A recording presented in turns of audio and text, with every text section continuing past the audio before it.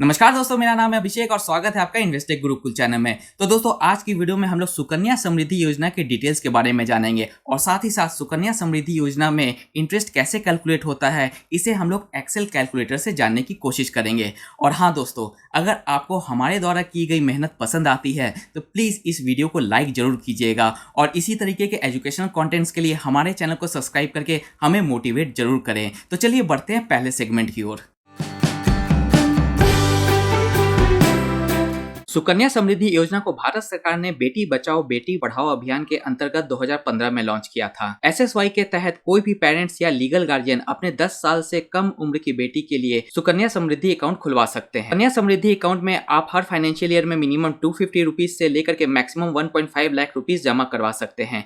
इस जमा की हुई रकम पर भारत सरकार आपको एक फिक्स एनुअली कंपाउंडेड इंटरेस्ट पे करेगी। कंपाउंडेड एनुअल इंटरेस्ट का मतलब ये है कि हर फाइनेंशियल ईयर में आपको जितना भी इंटरेस्ट मिलेगा उस इंटरेस्ट को नेक्स्ट फाइनेंशियल ईयर के शुरू में यानी कि अप्रैल मंथ में आपके प्रिंसिपल अमाउंट में ऐड कर दिया जाएगा और इस तरीके से आपको इंटरेस्ट के ऊपर भी इंटरेस्ट मिलता रहेगा। एसएसवाई में गवर्नमेंट क्वार्टरली बेसिस पर इंटरेस्ट रिवाइज करती है, मतलब कि अप्रैल में जून में कितना इंटरेस्ट दिया जाएगा ये अप्रैल के स्टार्ट में डिसाइड किया जाता है। इसी तरीके से हर क्वार्टर में कितना इंटरेस्ट देना है ये उस क्वार्टर के स्टार्ट में डिसाइड किया जाता है। वैसे पिछले कुछ सालों से सुकन्या समृद्धि अकाउंट पर 7.6% का एनुअल कंपाउंडेड इंटरेस्ट दिया जा रहा है, लेकिन इसमें चेंज भी किया जा सकता है। एक बच्ची का बस एक ही सुकन्या समृद्धि अकाउंट खुल सकता है और एक फैमिली में सिर्फ 2 सुकन्या समृद्धि अकाउंट ही खुल सकते हैं। इसका मतलब है कि अगर आपकी 3 बेटियां हैं तो भी आप 2 ही सुकन्या समृद्धि अकाउंट खुलवा सकते हैं, लेकिन इसमें 2 एक्सेप्शंस हैं। पहला ये कि अगर आपकी पहली बेटी है और बाद में आपको जुड़वा बेटी हो जाए तब आप 3 सुकन्या समृद्धि अकाउंट ओपन करवा सकते हैं,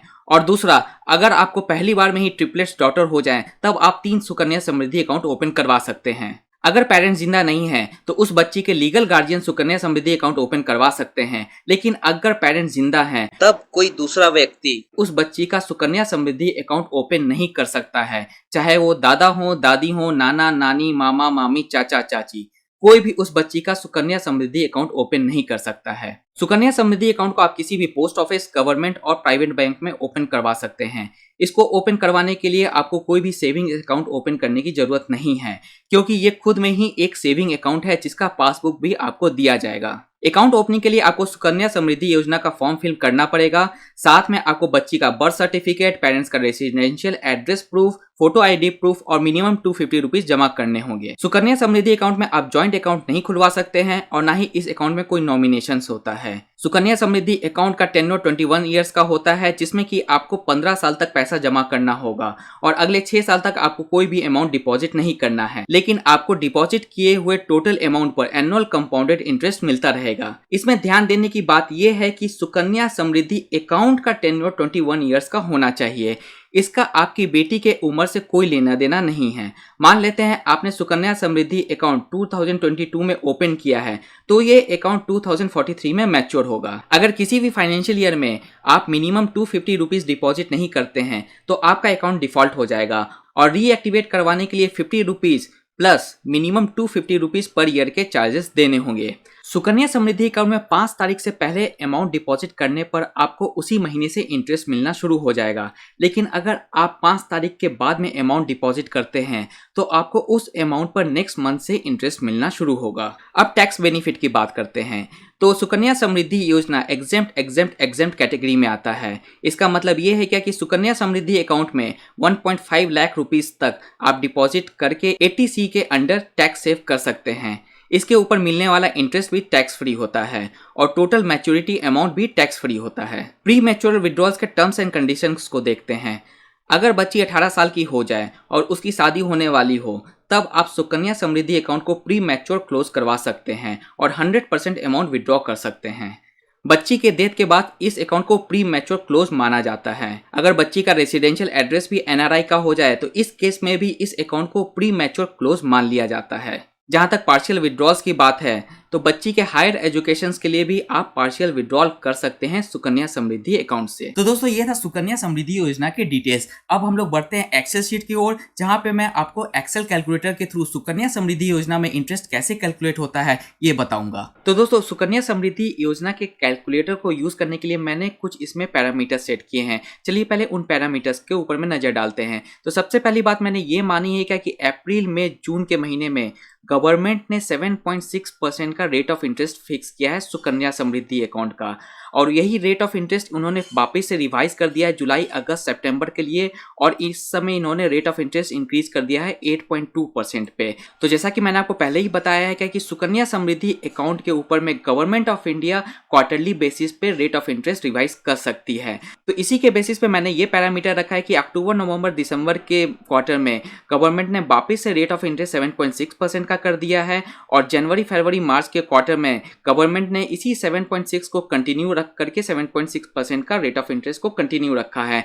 और जैसा कि मैंने आपको पहले ही बताया है कि अगर आप 5 तारीख से पहले सुकन्या समृद्धि अकाउंट में पैसा डिपॉजिट करवाते हैं तो आपको उस महीने का इंटरेस्ट मिलेगा, लेकिन अगर आप 5 तारीख के बाद में इस अकाउंट में कोई भी पैसा डिपॉजिट करते हैं तो आपको उस अमाउंट पे नेक्स्ट मंथ से इंटरेस्ट पे आउट किया जाएगा। और यहाँ पर आपकी मंथली डिपॉजिट की हुई रकम को आप देख सकते हैं, जिसको कि मैंने एज ए वेरिएबल रखा है। मैंने 750 रुपए भी डाले हैं, 350 रुपए भी डाले हैं, 6000 रुपीज भी डाला है। तो इस तरीके से आप 250 रुपए से लेकर के 1.5 लाख रुपीज एक फाइनेंशियल ईयर में इसमें डाल सकते हैं, और उसके बाद में जो बैलेंस अमाउंट है वो आप इस पर्टिकुलर बॉक्स में देख सकेंगे। तो चलिए अब इसके कैलकुलेशंस को एक बार समझते हैं। तो आपने अप्रैल मंथ में 5000 रुपए डिपॉजिट करवाया और 5 तारीख से पहले डिपॉजिट करवाया, और इस क्वार्टर में गवर्नमेंट ऑफ इंडिया ने 7.6% का रेट ऑफ इंटरेस्ट फिक्स किया है। तो इस हिसाब से आपको 31 रुपीज 70 पैसा का इंटरेस्ट मिलेगा। इसको कैलकुलेशन करने के लिए मैं आपको कैलकुलेटर ओपन कर लेता हूं। तो जैसा कि मैंने आपको कहा कि 7.6% का रेट ऑफ इंटरेस्ट गवर्नमेंट ने फिक्स किया है एनुअल, तो इसको पर मंथ के बेसिस पे अगर हम लोग डिवाइड करेंगे, तो इसको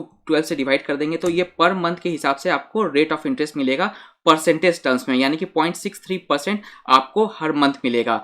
और क्योंकि ये परसेंटेज है तो इसको हम लोग 100 से डिवाइड कर लेते हैं, और इसके बाद में जो अमाउंट आपने डिपॉजिट किया है उससे इसको मल्टीप्लाई कर लेते हैं। तो आप यहाँ पे देख सकते हैं कि आपको 31.66 रुपीज का इंटरेस्ट यहाँ पे पे आउट होगा, जो कि यहाँ पर भी डिनोट किया गया है। इस तरीके से गवर्नमेंट जो भी रेट ऑफ इंटरेस्ट डिसाइड करती है वो एनुअल बेसिस पे होता है, और उसको फिर हम लोगों को मंथली बेसिस पे कन्वर्ट करके हम लोग इस कैलकुलेटर को यूज कर सकते हैं। इसी तरीके से मई महीने में अगर आपने 1000 रुपए सबमिट किया है और 5 तारीख से पहले सबमिट किया है तो आपका बैलेंस हो जाएगा 6000 रुपए, और 6000 रुपए के ऊपर में अगर आपको जो इंटरेस्ट है वो 38 रुपीज का मिलेगा। लेकिन जून में आपने 6000 रुपीज डिपॉजिट करवाए हैं, लेकिन वो 5 तारीख के बाद में आपने डिपॉजिट करवाए हैं, तो इस डिपॉजिट के ऊपर में आपको कोई भी इंटरेस्ट नहीं मिलेगा।